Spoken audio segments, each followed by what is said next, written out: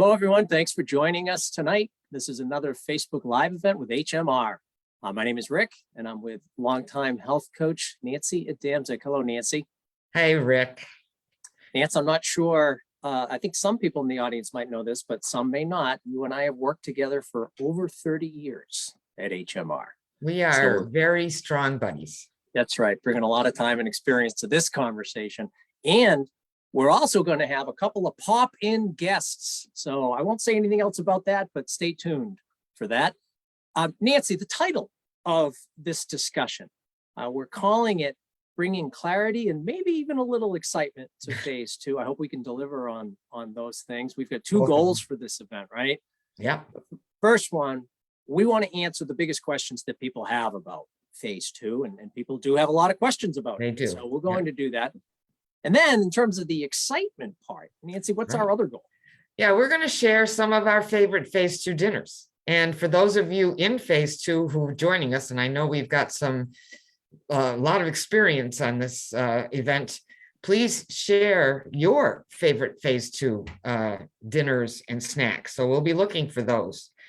And as relative to the questions, what we did is we asked our Facebook community and to give us your top questions around phase 2. And, we got some great ones. So as we looked at them and tried to get organized for tonight, Rick, we ended up putting them into 3 buckets that we thought would work kind well. of nicely. Fit nicely into 3 categories. Yeah. So one is transition. What do you do when you're transitioning? How does that work from phase 1 to phase 2? And then, calories themselves, questions related to calories. And then, of course, this makes sense. How do you stay on track long term?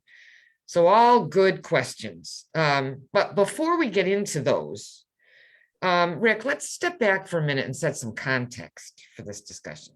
Yeah. Let's talk about the program broadly here. Yeah. You've got 3 major parts to it, right? And Nancy, I'm not going to belabor this, and I'm counting on you. I trust that you will help me to not belabor it. So we've got phase 1. That's the first part of the program. We realize a lot of you who are watching are well aware of these, but there are people who may be tuning in who are not that familiar with HMR. So 3 parts to the program. Phase 1 is our weight loss phase. And the goal of phase 1 is to help you take a complete break from old habits to help you produce consistent, fast weight loss. And by taking a break like that, we really aspire to putting both feet in to phase 1. It really helps to create sort of a blank slate, it's a much easier foundation on which to build new healthy habits, which is ultimately the goal. That's how you achieve the weight loss, and that's how you achieve the weight management. Anything else to say about phase 1, Nancy, besides that? No, it's very structured, very clear. And, it's sort of like a nice, safe, clear place. Here's what I do. And if I do this, I'm going to lose weight. And it's just a wonderful period of time. Yeah. And as so many people tell us, it's such a reinforcing phase. I've heard many times, I know you have too through the years, I don't want to leave phase 1. Yeah. It can feel that way because you're suddenly going from this little structured cocoon to the world of eating. That's right. And that's what we want to talk about tonight, right? Right. And that's where we come into the second part. After phase 1, you've got your transition phase out of phase 1 and into phase 2. And this is where we help you to gradually build out your healthy food choices, more healthy food choices than what you're working on in the weight loss phase. And we really view these and invite people to view them as skills. These, in today's unsupported food culture, these are very difficult to acquire skills, and we really try to make that process as simple as possible. Specifically how we do that, how we make it as simple as possible. We really have 2 roles. Let me cover the first one, Nancy, and you can talk about the second thing. The first is, as you're adding new foods, new healthy foods, and working on developing these skills, you want to make sure to add these foods very gradually. So that you can get a lot of practice with these new expanding healthy foods. These are skills, and any skill, it doesn't matter which skill you're talking about, the more you practice it, the better you get at it. So that's the way you want to look at the addition of these healthy new foods during the transition phase, because that's how you will help to sort of incorporate those as more habits that you can rely on. What else do we do? in phase 2 to make it easier, Nancy? Yeah, I mean, the other piece is to really continue using a lot of the phase 1 behaviors that you're already doing that are helping you successfully manage your calories. The transition phase is a very important phase. And again, you're really working on building skills with other foods without gaining weight, right? You don't want to gain weight. So the more you can have still a good amount of structure, you know, your friendly phase 1 behaviors that you know and you love and you've been practicing as you're adding in some of these others slowly, makes the transition phase a time where you don't gain weight.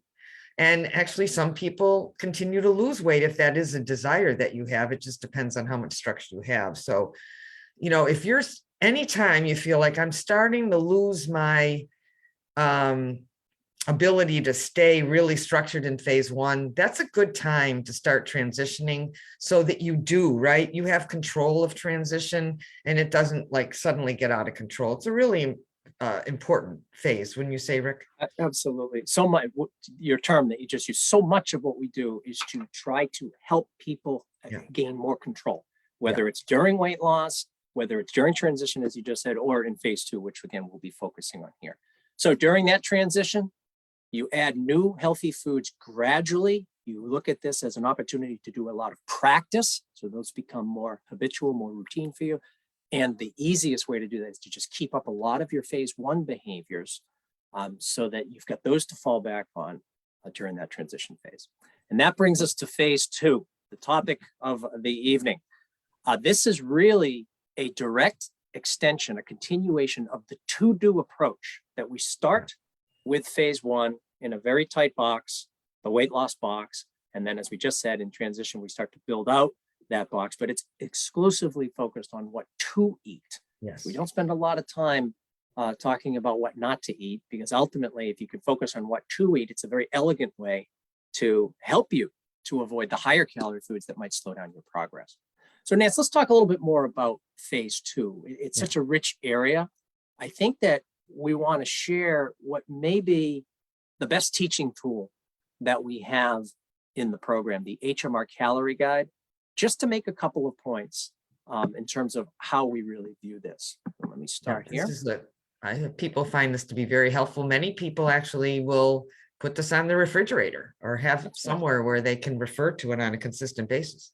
Right. And I think Kate, who's monitoring the feed as HMR program, is going to post this as a link. If anyone who's watching doesn't have this, you too can put it on your refrigerator. It really is my favorite material in the program. So let me just break it down really quickly, because there's so much that it gets explained through this. What you're looking at is the universe of foods, everything, all of the food groups. Those are the rows. So if you look on the left, each row represents a food group. What we do for the foods within each food group, we assign a calorie ranking to each food, going from, look at the numbers at the top, the low calorie 1s, 2s, and 3s, all the way to the right, the high calorie 7s, 8s, 9s, and 10s. So the higher the number, the more that food contributes to weight gain, the more it makes weight management difficult, the higher calories, of course, it has. The last thing I'll say, just in terms of describing how the page is designed, you'll notice we've sort of broken this into 3 columns. You've got the high calorie 7s, 8s, 9s, and 10s. By the way, Nance, right? The most popular foods in America today. Yes. This is what drives most of weight gain in America. Yeah. Then we have the medium calorie 4s, 5s, and 6s. There are a lot of healthy foods in the 4s, 5s, and 6s, but you do have to be careful of the portion sizes. Right. As healthy, much they're healthier than the 7s, 8s, 9s, and 10s, they do still have a lot more calories than the low calorie 1s, 2s, and 3s. So in phase 1, we really focus on eating from the 1s, 2s, and 3s. The bottom left of this page, you can see the food groups in bold there. There's phase 1. There's your phase 1 box. Then when you transition out of phase 1, we start to expand those food choices. We start to explore more of the 1s, 2s, and 3s higher up on the page, as well as beginning to develop skills with the 4s, 5s, and 6s. A little rule is you combine the 4s, 5s, and 6s with the 1s, 2s, and 3s to keep the calories lower. And by the Now- way, just a simple fact here, if you look at the average calorie value of the 1s, 2s, and 3s, the ones that are primarily in the box, they're averaging 17 calories an ounce. Now, granted, there are ranges, but 17 calories an ounce. Notice the 7s through 10s, over 100 calories an ounce. So this is a Yes. great example of why, you know, you can even do more is better. You can have more of the foods in the box and still lose weight because the calories are significantly lower Yeah. than the higher calorie foods. Yeah, operative word there, over 100. You're doing well with 100. I mean, cookies, crackers, 125, right? Chocolate, candy, 150, nuts, And that's per 175. ounce, right? Yeah. Per ounce, not Right. per piece or per, yeah. Yeah, it's amazing how many calories can be packed into these little packages in so many of the popular foods today that we face in our culture.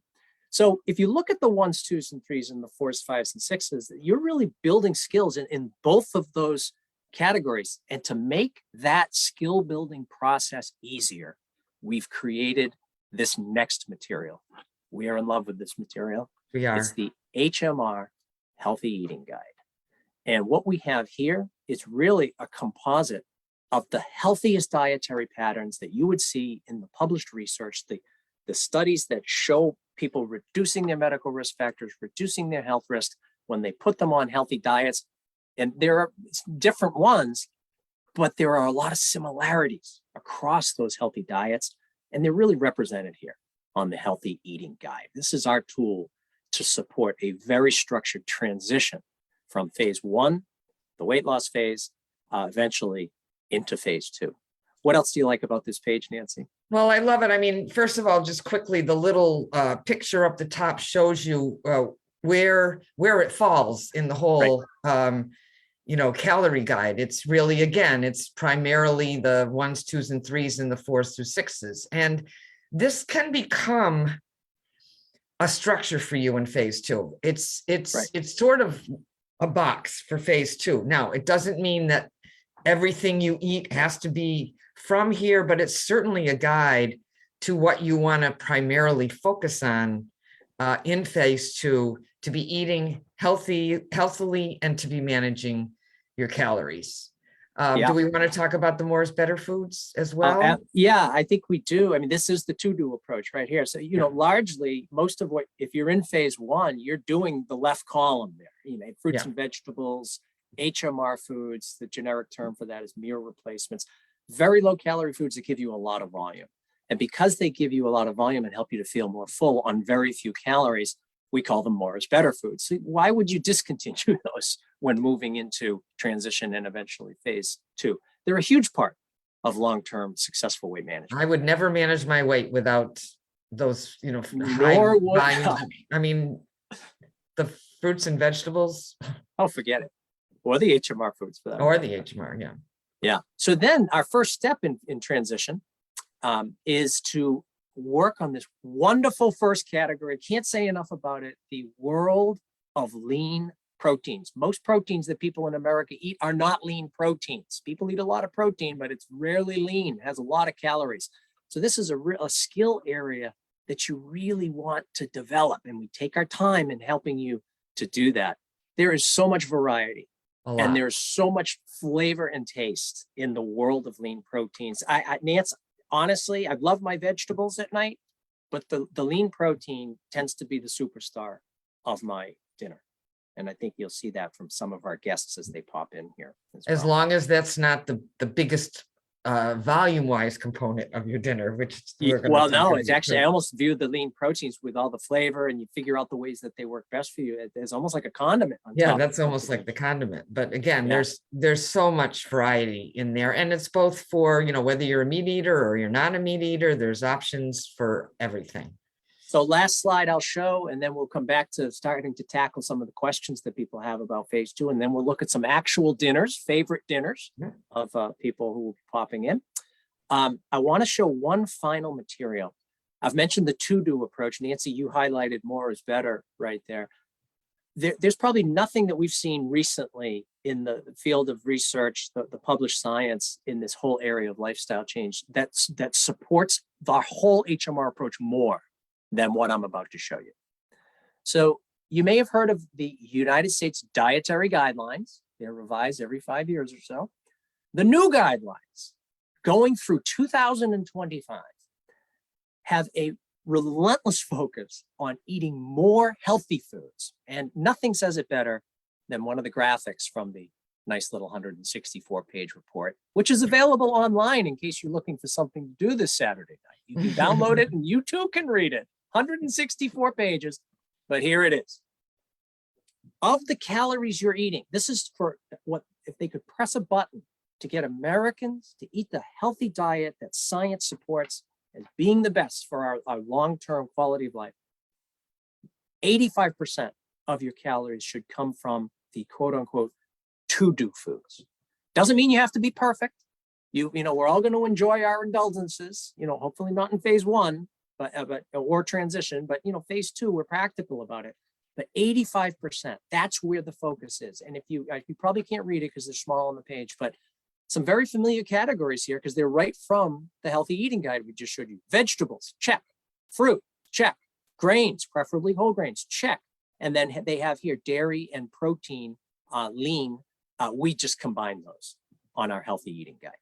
So basically 85% of the focus for Americans from these dietary guidelines through 2025 is essentially captured here on the healthy eating guide, which is our tool for working with you when you transition, and then absolutely as a goal setting and planning tool in phase two as well.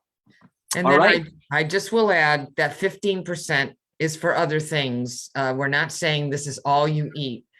I think the ultimate goal in phase two is to be in control of your 7s through 10s, right? To have your treats, but that you're controlling them and the amounts of them versus they're controlling you. And again, if you're focusing on having a lot of your foods coming from the healthy eating guide, you've got the best chance of keeping those 7s through 10s under control, along with environmental control, of course. That's right. Hey, real quick, Nance, I told you Scott from my weight loss group, he said he was going to join. Scott, I see you joined. Yeah. Awesome. Hope this is going to be a helpful conversation for you. And of course, I need to say hello to Candace from Orlando. Oh, Candace of course. Also in my group. Hey, Candace. All right, let me stop sharing here, Nancy. We can start to get into some of the questions, and then we're going to look at some of our favorite dinners. I'm going to start with just a couple of quickies that are pretty basic questions, and then we'll get into others. So Jerry asked, do we have to change coaches when we make the switch? I feel like everyone in my group is on phase one. Well, that's because they are, Jerry. That's right. We have, for anybody in coaching, we have separate classes for phase one and phase two. So when you transition to phase two, you will join a phase two group. Whether you have the same coach or not, that depends. A lot of our health coaches do coach both phases. You may end up with the same coach or a different coach. Really, the ultimate goal for you is to find a time, a day and a time that you can attend on a consistent basis. And then Emily asked, is there a separate group for phase two that can help with recipes and meal planning? So again, there are coaching groups that are separate. I also want to give a shout out to, we have another private Facebook community in case you're not aware of it. It's called HMR Phase 2, a healthy lifestyle group. And we now have over like 950 plus people in that. And that's a perfect place to go and, you know, ask questions about phase two, share recipes and ideas about phase two. And I believe Kate might put a link in the comments if that's something you haven't joined yet but are interested in joining. You can do that. All right, so Rick, those are just a couple quickies. Where do you want to go? We're going to transition. I just quickly have to say hello to Bob Garrison. Good luck. He just shared he's got a big ankle surgery coming up, Nancy, that he's going to want to tackle in the spring. Good luck with that, Bob. And then want to also, I could shout out to a lot of people, but just hello, Susan. I was a frequent guest in this space. Good to see you joining us in the conversation. Please, speaking to all of you who are in phase two, again, that perspective we've shared a lot. There are people who know nothing about phase two, and there's only so much Nancy and I can impart. We have the whole comment section for you to chime in as well. So we're going to answer questions that people have asked. Nancy and I will do our best, but what would you say to answer those questions as well? The more we can get all of our brains collectively sharing here, the better. All right, so we're going to organize this by way of 3 rounds of Q&A, along with sharing some of our favorite. All right, Rick, just real quick. And I sort of, Felicia asked a question that's similar to what I answered before. So let me just, should we transition to phase 2 while we still have a little to lose, or should we meet our goal before transitioning? I think that's individual difference.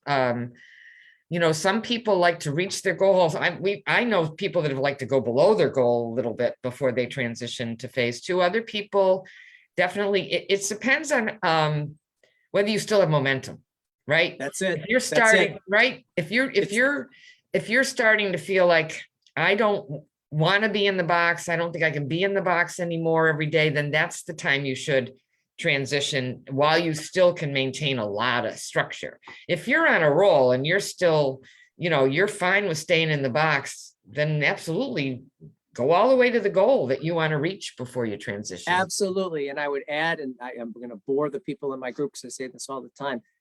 If you've got some momentum left in you, Felicia, big weight loss efforts like what I'm sure you're involved in right now with HMR, they don't come around very often. No.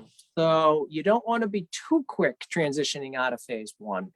But I'll also say, just in terms of Nancy, your point about momentum, your mindset, your headspace on this whole thing, if you're really struggling with diet fatigue, and it happens, it happens to almost everybody at some point, you don't want to languish in phase 1.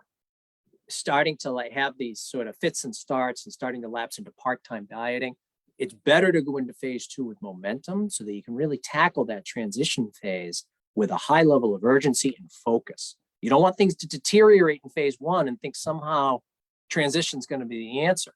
Get into transition, roll in there with some momentum. Nance, I have to say, there's one other very obvious sign when it's time to transition to phase 2, quoting from one of my people I've worked with in my group, my phase 1 group, Terry. She said, Rick, this was almost like she was in the confessional, Nancy, she said, I'm dreaming of salmon. Should I transition to phase 2? So that's, if you're dreaming of salmon, you should transition to phase 2. And, you know, I will say that and I'm sure we have people in the comments that can reinforce this. There are people who do transition, but again, it's very minimal. All right, I'm gonna do some lean protein instead of a couple of entrees, but I'm gonna keep my other phase 1 all the same, and they can continue to lose weight because they're still very, very structured. Right. So, yeah, Felicia, I hope that helps. Yeah, keep up those phase 1s so that you're full and satisfied while you're isolating on those lean proteins to start. Okay, so there are a couple of people who posted questions. Laura and Rita, I hope you're here because we're going to answer your questions. I'm bunching these two together. Each of them asked several questions within one, and let me just read them and then you and I can chat about them. Yeah. And again, we'd invite people who are watching to, what's your perspective in terms of this? So Laura asked, does phase 2 start by adding transition foods on a daily basis? How many times a day? How many times per week? What do the first few weeks look like? So that's really a question about the mechanics of transition. And Rita is in a similar vein. When do we start adding things like a lean protein? When we do that, do we eliminate a shake, et cetera? So let me just sort of lay it out quickly, and then Nance, you embellish it if you could. So what you're doing, you're coming from the high level of structure of phase 1, okay? And again, we're focusing first on lean proteins. So the assignment will be to replace an HMR entree with a lean protein of your choice. We have a full list. We have recommended portion sizes, okay? And they're always lean. So 1 less HMR entree, 1 new lean protein. Now, if you're feeling very nervous and you only want to do that once in your first week of transition and stick with phase 1, then you can do that. Mm-hmm. A lot of people, however, are ready to bring in the lean proteins. If you want to do it every day, that's your prerogative. It really is, as you said, Nancy, an individual difference. So that's the nuts and bolts of it. You're adding in these lean proteins. You're taking out the entrees because that really is a nice trade. And I would recommend, Rita, that you keep up the shakes, that you don't change any of that. And another entree. Yeah. You just don't want to let go of the structure of phase 1 quickly at all. So you're really just replacing one thing, you know, lunch or dinner, and that makes it easy. Yes. So, and then ultimately, I'll just stick with lean proteins, but you'll eventually do this with measured portions of grains as well, Rita and Laura. Ultimately, you're practicing with all of these different lean proteins. You're getting ideas from your coach. You're probably getting a lot more ideas from your group, your phase 2 group, if you're in a coaching format. You're trying to identify your top 5, your top half dozen, maybe your top 10 favorite lean proteins and which vegetables they go with. Again, you're building more routines. You're still working within this very healthy box, the healthy eating guide box, but it's just expanding with a lot of practice, a lot of trial and error. And that's what we support you to do in phase 2. And let me just say for support, when you transition to phase 2, you'll be getting a phase 2 support guide electronically. Kate is going to post, we have an article on our website that's phase 2 transition plan. So that's a very helpful article that you can read. She's posting that now, right now. Yeah. Right? Yeah, I think so. I believe so. And then you will get a whole phase 2 journey. You'll get a series of emails related to phase 2. So if you open those emails, there's also a lot of valuable information. They'll come in probably your first couple of weeks of phase 2. So plus, as I mentioned, you've got the Facebook community, and if you're in coaching, you certainly will have a conversation with your phase 1 coach. Your phase 2 coach will support you. So there's a lot of support. So hopefully that's helps. Yes. And So geez, follow who's this those person guidelines. we have? Hi, Jen. Yeah, our first Hi. pop in. Here we go. Hello, It's great Coach to- Jennifer. Great to pop in. Hi, Yay. everyone. Jen, you're about to share at the moment 1 or 2 of your favorite phase 2 dinners. And I have to say, I almost abdicated my hosting role when I saw the pictures that were going to show, because I just said, wait a minute, can I go back and make mine look better? These are pretty strong candidates here. So take it away. Yeah, and again, those of you in the audience, don't forget, post your faves as we're doing. Yeah, please. We really mean that. So everyone who's watching, if you're in phase 2, what is a favorite phase 2 dinner that you enjoy? Be specific. Let's show people who are not familiar with phase 2 just how much taste, variety, and satisfaction you can get while practicing a healthy dietary pattern. Go ahead, Jen. Yeah. And do you mind if I add one thing about the transition? No. No, please, don't go. So I know that you're going to hear a lot of information about how to make that transition. And in my experience as a phase 1 coach and also a phase 2 coach, you want to make sure you have that support to transition when you do decide.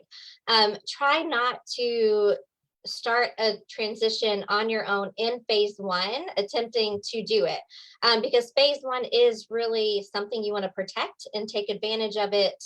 What it can provide when you're following the structure, and then let your coach know so that we can support you so you have a strong transition and you have a strong start going into phase 2, because that will really predict how you're going to do a month from now in phase 2. So you don't have to feel like you're going at it alone. We're here to offer support. But yeah, definitely want to chime in, because I have lots of favorites, but my top, when I was asked, are tuna steaks. And I know this is not a common, maybe lean protein that a lot of people do. And tuna fishes, maybe canned tuna, but I love tuna steaks. So I actually get these from Aldi, and they're all ahi tuna steaks. They're in the frozen section. And you typically get 3 or 4 little steaks that are frozen. So every time I get them, I tend to put one in the refrigerator so that I can be ready when they're thawed to go ahead and prepare them. There's just so many things that you can do. So one of my favorites is, I'm sure you all have seen this. You can use this in phase 1. It is the cauliflower medley that has onions, green onions, peas, and carrots. And the nice thing is you can make like a cauliflower fried rice. And the recipe is on the back of the frozen section. So super easy. And you can make it phase 1 appropriate by just eliminating the oil and also, of course, the egg. But if you're in phase 2, you can add the egg. And so I did this, and you just saute, kind of put in the skillet your ahi tuna steaks. You spray a little olive oil on them. And my secret ingredient for my ahi tuna steaks is a McCormick grill smokehouse maple. Ooh, I like that. It is so good. And so you just sprinkle that on top. And then depending on, my husband likes them more raw, like ahi tuna, like raw tuna. I'm in that camp. Yep. Yeah. Yeah. So I like mine to be kind of all the way cooked through. So I typically take his off a little bit sooner, but 2 minutes on each side if you want them more raw. Yeah, they cook quickly. And then your rice, as it's cooking, you just cook it for 4 minutes and put all your ingredients in there. And then when you're done, you have a nice ahi tuna rice bowl.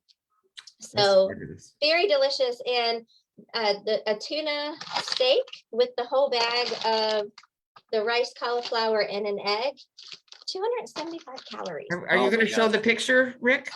Yeah, you ready, Jen, for me to show the picture? I am. All I right. wish I was in my kitchen cooking. So Jen, 270 calories, that's incredible. And I know Yep. people know this, but ahi tuna is a fabulous source of omegas. This is an important one, like salmon, the dark fish. Yep.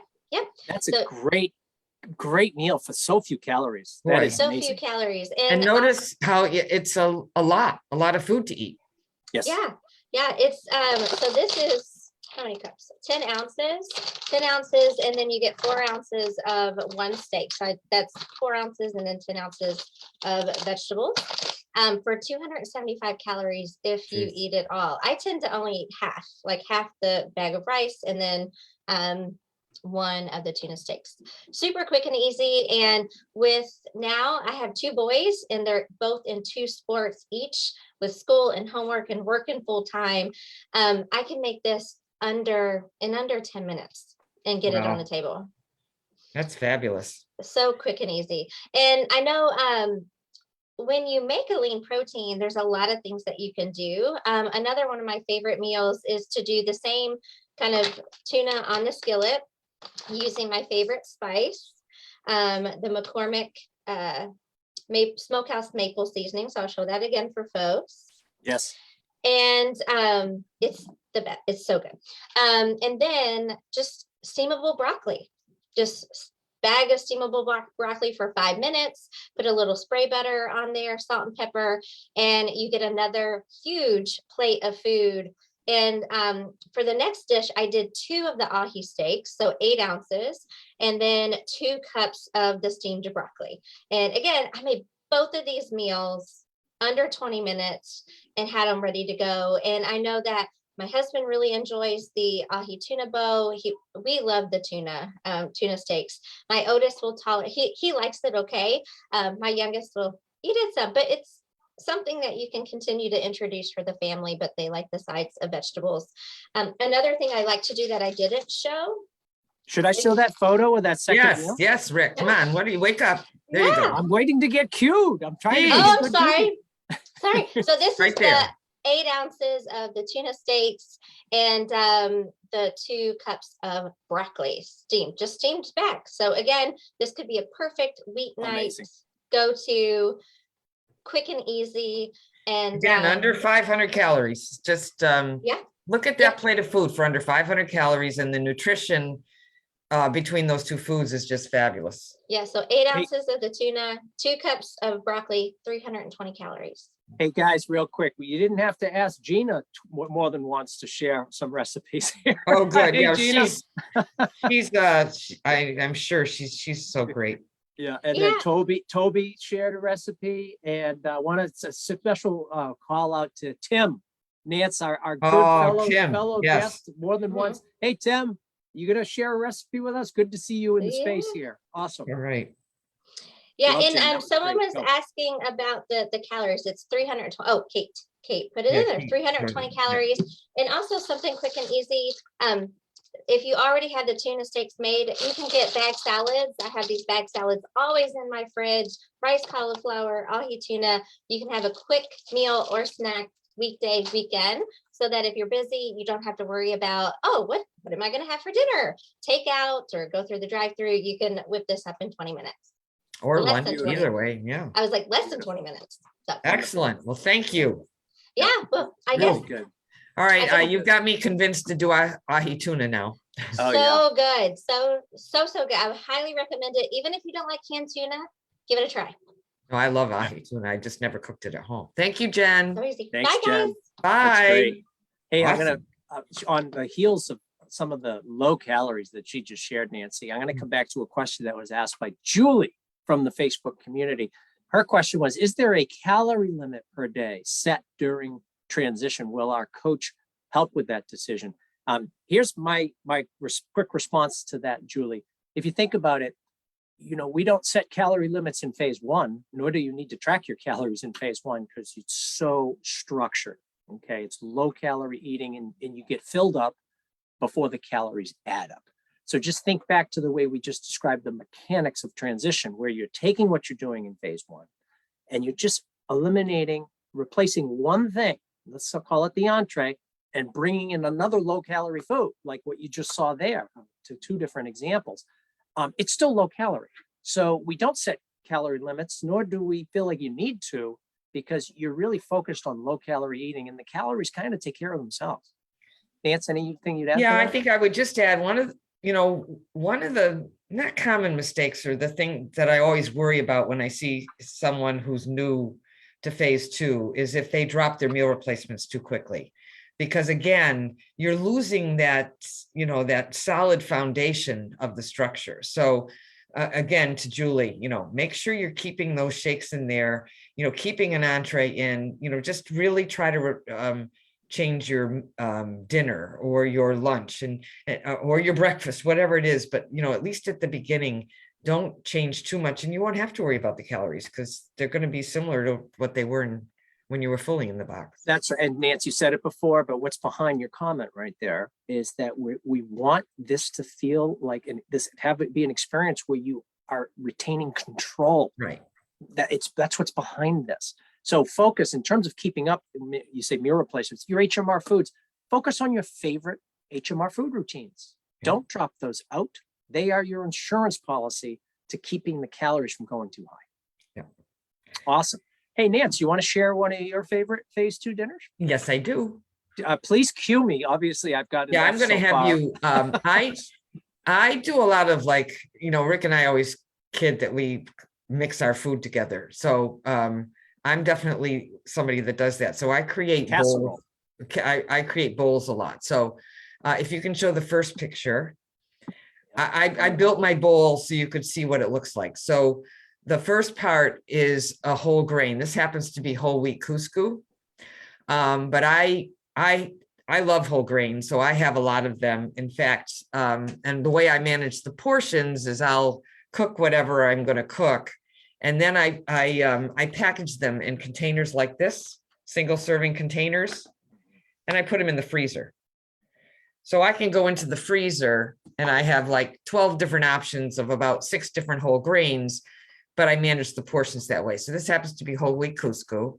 And then my husband and I grill vegetables every night. I do packets in foil of all different vegetables. It's just something we love. So, and just, olive oil spray, foil, I cut up all different vegetables and he grills them. And if you add that in, you can see those are all the vegetables, the grilled vegetables. And I probably have 8 or 9 different vegetables in there. And you're not exaggerating when you say that.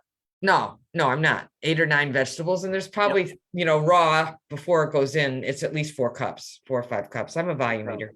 Yep. And then, I'll put something on top of it. It can vary, but the thing I'm showing here is I love eggs for dinner. Rick actually got me on this. So I cook 2 eggs sunny side up and I put them at the top of the bowl. And then I cut the eggs into it and the yolks run, and it really just creates this amazing bowl. It's such a great strategy for flavor. And the eggs, Nancy, you can get 60 calories per eggs. Yeah. That's only 120 calories, and it's so many more calories worth of flavor. It seems. Yeah. And again, this whole dish is under 500 calories. And you think about, you've got the whole grains, and there's a lot of health benefits to eating the whole grains, and it's portion controlled. I'm doing a ton of vegetables, and then the eggs. So it's just a nice change of pace meal that I enjoy. That's the Mediterranean. And you could diet do it with in full. scrambled eggs if you feel uncomfortable, you Yes. know, with well, the frying, or though I know you like yours like over easy. So, you know, but scrambled would work nicely in here too. If yeah. that's Well, I did what you're learn doing. the hard way a couple of years ago. There are two types of people in the world, Nancy. There are people who like the eggs like you, and I liked them. And then there were people, Peggy from HMR. You know, Rick, not everyone likes their eggs. Ronnie liked them. No, yeah. I mean, some people may be worried about it. One thing I will say is just a safety feature is because the vegetables and the grain are really hot, it's almost Yes. like when you cut the egg in, you're sort of cooking it even a little bit more. Yes. So you know, I'm still here. I've never had any illness from it at all. So No, it's you got to find out what works for you. So Yeah, we're going to yeah. just, no matter how many things we show here, we're scratching the tip of the iceberg. Scratching And the this is surface. the process. This is the process in transition. This is why you want to do it gradually and methodically.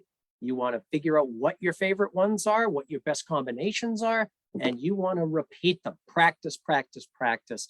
That's how you internalize these as new habits.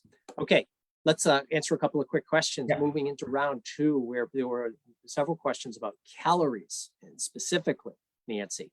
So Mary Jo and Annette each had, I hope you guys are out there watching.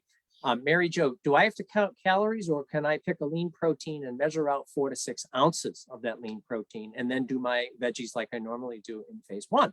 well, I think And I we think are we just kinda- showing that, right? Yeah, I think we kind of answered that. Hopefully, Mary Jo, you got a sense of that. Particularly in, you know, transitioning, you are really focused on some very low calorie eating, and the simplicity of the plan is something you really want to look to preserve. So we don't think that you need to count calories. Focus instead on looking at this wonderful world of lean proteins and finding the ones that work best for you. And Now, I think you mentioned measuring. I think this is an important time to weigh and measure, Yes. right? Because, you know, most packages of proteins, I mean, Jen happened to find these ahi tunas that are only like about 4 ounces, but, you know, a lot of these come much bigger portions. So you do have to measure your portions. And Well, it's interesting that Deanna, if I'm saying that right, actually had that question, Nancy. Any Oh. recommendations for a food scale? She asked about. oh yes. I know you and I have our, from the old days, we don't sell these anymore, but our trusty Yeah, HMR. mine's really old. Oh, wow. Boy, you're really dating yourself. I got this almost 35 years ago, and it still No, works. You notice the sleek lines of mine, the modern yes. tech. Mine's a little bit more rudimentary, but it still works nicely. But that's the point. You don't have to spend a lot of money on a No. food. These work fine. Something very bare bones is going to get the job done. I also like to give the advice, Nancy, when next HMR entry you eat, clean out the tray and keep it there as a visual, because portion sizes can often expand without us being aware of it as you're playing with new foods. Yes, So you that's very want to true. stay anchored, you know, cognitively anchored on those trays as the portion sizes that you're looking for. And you're always marrying your proteins or your grains with at least 2 cups of vegetables, because that's what keeps the calories low and allows you to be full. Again, control. Hey, Kate. Hey, Kate. Hello. Look at this Hello. little surprise pop in. I had to crash the party. All right. Well, we're pretty excited to see what you have to show us. You want to share is this your favorite at the moment? It is or not my favorite, folks, because Jen's and Nancy's look so much better. This is I have 5 minutes to make a meal. Well, we Oh, need those. that's We need good. those quick and easy, because we don't want people going through drive-throughs. So Your No. favorite quick and easy? It is tasty, not the tastiest, but it's tasty. So you can certainly feel free to pull it up, Rick. What I love to do is make a big bowl of salad and put warm cooked or riced veggies on top.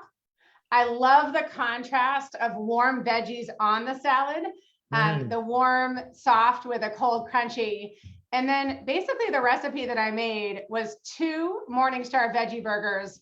And then I just portioned out 45 calories of dressing. So with the 2 veggie burgers, 20 grams of protein, my entire meal was 350 calories, and it literally took 5 minutes to make. That's incredible. Was this your little scratch pad here? There we Yeah, are. I was trying to run the calories. Little Yep. back of the envelope calculations. Hey, Kate, can I just commend you on the very sophisticated palate that you're demonstrating? Because I always say the best veggie burgers out there are, in fact, the Morningstar veggie burger. And I like their black bean too.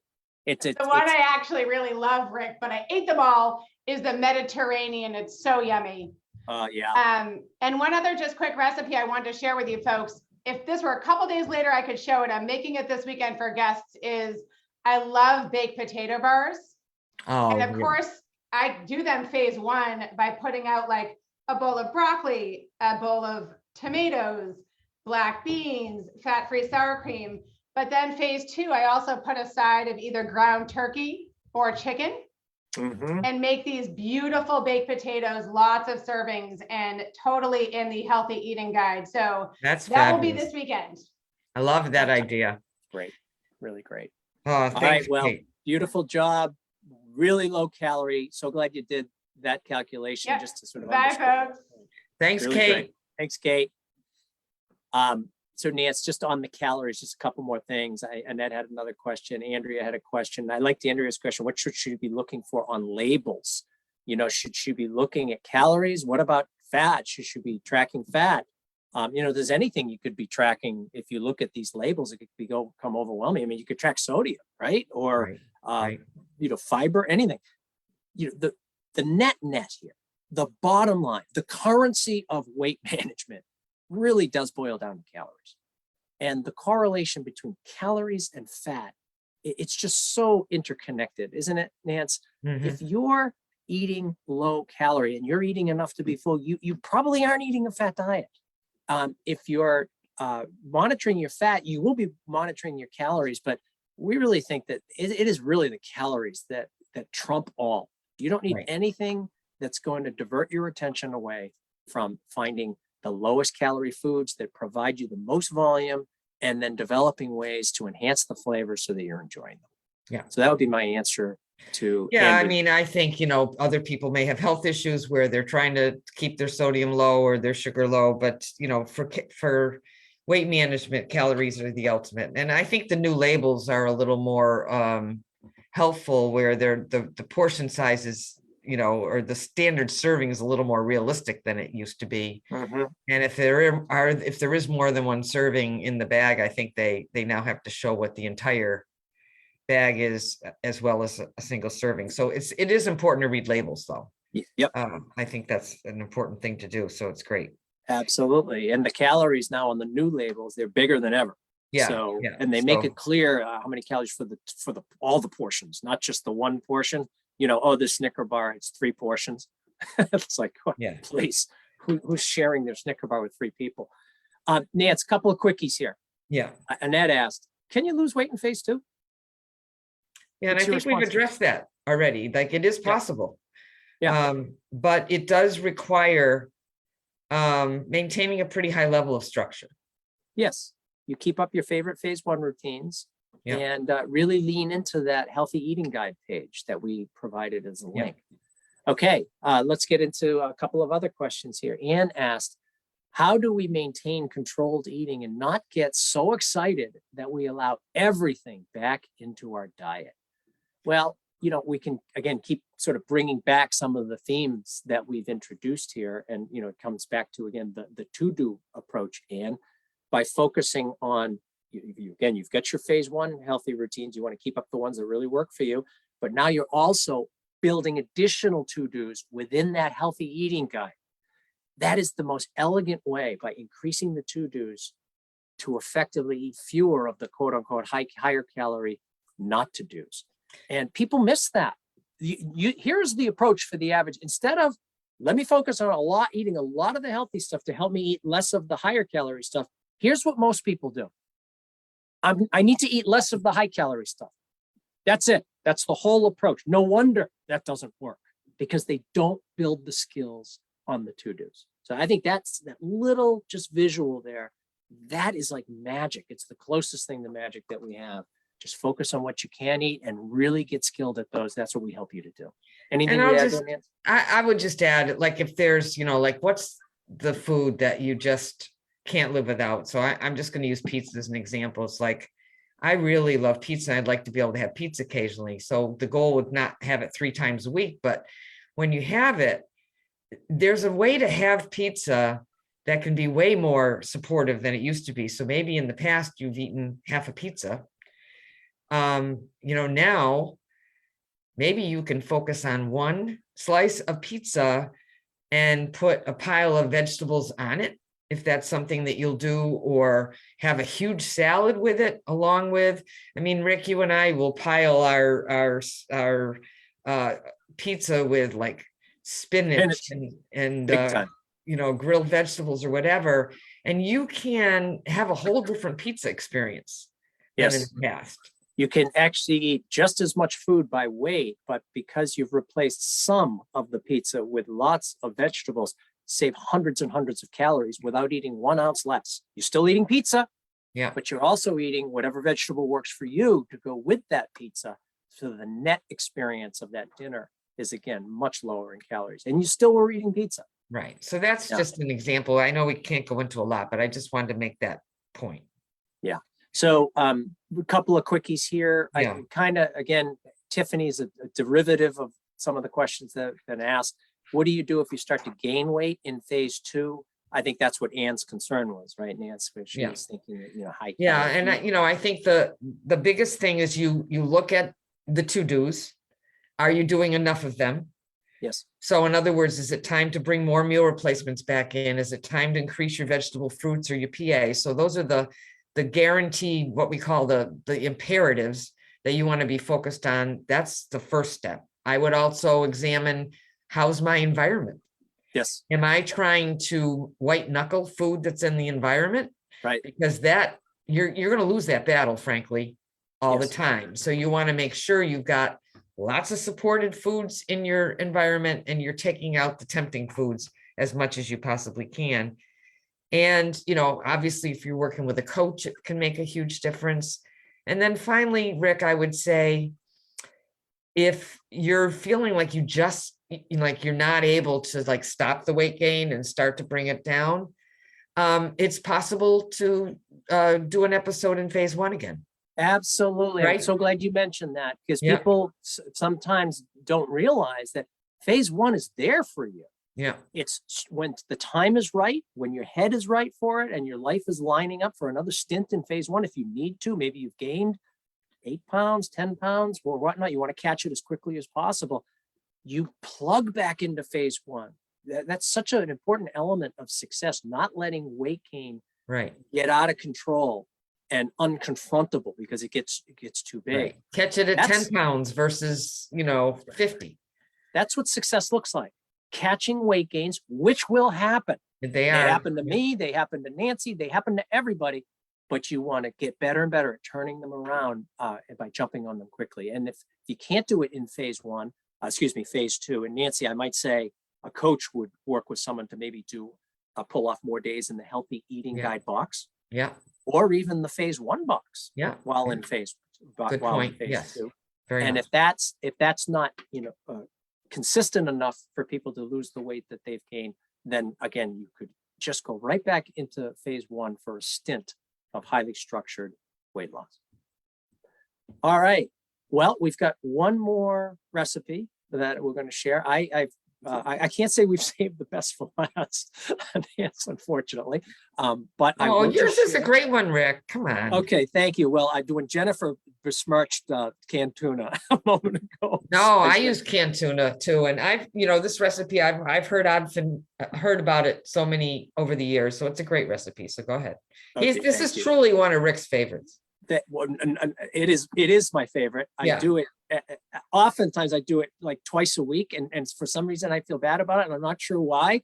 It starts with the very innocent, meager beginning here of the canned tuna, but it's not just any old tuna, guys. It's the gourmet yellowfin tuna, premium Italian tono tuna in olive oil. Now, here's what I've learned. You get a bowl and you put very hot water in it, and you put this unopened can in the hot water, what it does is it helps to separate the oil from the tuna. Then in the nonstick pan, usually a wok, I'll have 4 or 5 cups of broccoli. I'll steam that up, drain it, and then I will drizzle the olive oil over the broccoli, adding tons of flavor. And then I'll fork out the tuna onto the broccoli, adding more flavor. And I never have to worry about the calories, Nancy. 220 calories for this tuna with the olive oil. So I'm not getting into any unwanted calories. It's all portion controlled again. Yeah, absolutely. And then what I do is oh, by the way, if I've already enrolled people and like, hey, maybe I should try this canned tuna, I have some bad news. And that is that when you go to the grocery store, you just need to know that when I go, I tend to buy it all. So you may not be able to buy it, but hopefully you don't live here in Massachusetts near me. So then, Nancy, at the beginning of the week, I boil whole wheat pasta. This is just 2 days ago. And I portion it out over the course, sort of like how you did with your my little, yeah. Absolutely. So I portion it out, and then the whole magnificent dish. Broccoli is by far and away my favorite vegetable. I could eat broccoli every single day. I just love it, along with zucchini, spinach. Those are my favorites. And here's what a serving might look like for me. I've got the pasta. I've got it flavored with the olive oil and the tuna.